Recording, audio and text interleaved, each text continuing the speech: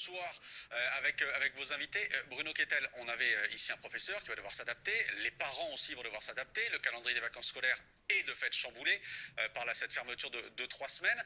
Il y a autre chose qui va s'imposer dans la vie des parents, c'est que certains vont donc devoir garder leurs enfants. Quand on regarde les conditions d'indemnisation des parents qui vont être forcés de rester à la maison pour garder leurs enfants, il y a dans ces conditions-là, on le voit, un seul des deux parents est indemnisé. Il faut que son emploi soit incompatible avec le télétravail et ça concerne les parents qui ont des enfants de moins de 16 ans. Emploi incompatible avec le télétravail. Ça veut dire que pour le gouvernement, aujourd'hui, un parent qui télétravaille, est capable en même temps de garder son enfant. Il ne sera pas indemnisé. Est-ce que vous trouvez ça normal? Non mais un seul des deux parents, oui, un enfant, un seul des deux parents doit pouvoir le garder. Enfin, s'il faut que les deux parents soient là toute la journée pour garder leur enfant, ça pose un autre sujet qui est lié à la parentalité. C'est pas ça la question. Prenez une famille monoparentale. Oui. Famille monoparentale. La mère, le père, peut travailler en télétravail. Il est capable, d'après le gouvernement, de télétravailler et en même temps de garder son enfant. Il n'y a pas d'indemnisation prévue pour lui. La classe. Non. Enfin, c'est pas ce qui a été dit tout à l'heure. Je suis pas d'accord avec vous. Vous êtes en train d'essayer. Non, vous êtes en train d'essayer de laisser à croire qu'un parent isolé serait laissé à son propre sort sans être indemnisé. Mais il est en télétravail, donc il est rémunéré. Oui, bien sûr. Non, mais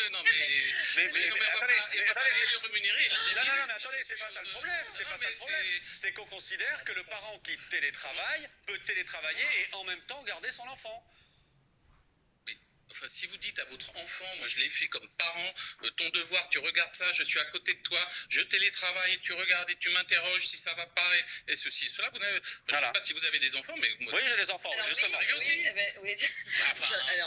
Ah non, ils ont quel âge vos enfants? Ils sont maintenant un peu plus âgés sans doute que les vôtres, mais j'ai déjà gardé mes enfants, soit malades, soit... non, mais il y a gardé un enfant malade et il y a enseigné à son enfant. Oui. Attendez, vous êtes d'accord qu'on a un petit sujet là quand même? Ah ouais, non. On a un petit sujet. Je ne comprends pas trop où vous voulez en venir, je vois bien que vous cherchez désespérément... Non, attendez. Pas du tout désespéré. Non, c'est pas désespéré. Pardon Bruno Kettel, c'est un point important pour ceux qui nous regardent, qui à partir de la semaine prochaine vont devoir garder leurs enfants parce qu'ils ne seront plus à l'école. Ce qu'on dit aux parents qui télétravaillent, c'est qu'à partir du moment où votre emploi est télétravaillable d'une certaine manière, on ne vous indemnisera pas. Vous ne pouvez pas arrêter de bosser pour vous occuper de votre enfant, vous ne serez pas indemnisé. C'est ce qu'on dit. Non, mais c'est ce qu'on dit dans le sens où, déjà, il y a 2 semaines de vacances sur 4 semaines concernées. Bien sûr. Les enfants, pas les parents, non? Oui, mais enfin, et comment ça se passe d'habitude? Les parents, ils n'ont pas autant de congés que les congés scolaires. Non, les parents, ils ont des il y a des centres aérés, par exemple.